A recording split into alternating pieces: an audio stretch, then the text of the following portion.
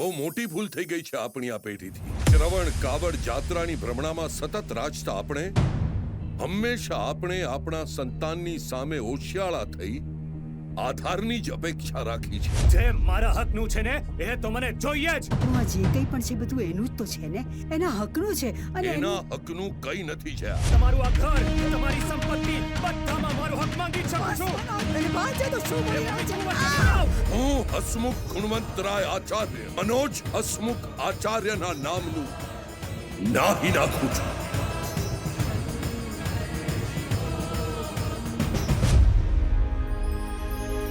વેરાન થઈ ગયું આ ઘર તમારા ગયા પછી. પાયાના પથ્થર જેવો ખડતલ માણસ આ પ્રોફેસરની આંખમાં મેં પહેલી વાર આંસુ જોયા છે ને એ પણ તારા કારણે. કોને કહું હું દિલની વાત તમારા ગયા પછી.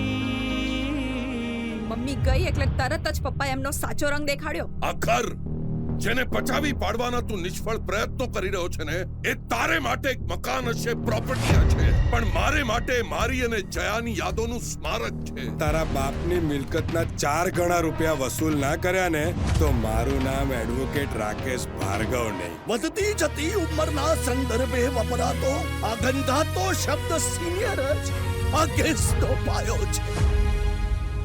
આજની રાત એ ડોસા ડગરાઓને માટે ભારે હશે, બહુ ભારે. હવે તો કરચિયાળા કુરુક્ષેત્રમાં આર પારનું યુદ્ધ લડવું પડશે. ભેગા મળીને આ યુદ્ધ લડવું પડશે અને લડીને આ યુદ્ધ જીતવું પડશે. હવે આપણા બંને પાસે સમય નથી. તમારી પાસે જીતવાનું અને અમારી પાસે બગાડવાનું. અહીંયાના વૃદ્ધોની ધ્રુજતી આંગળીઓ ભેગી મળીને મુઠ્ઠી બની છે.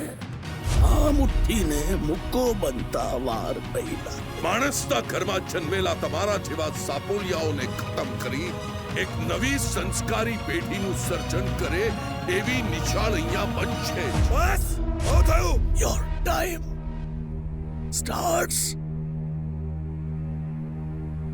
નાઉ.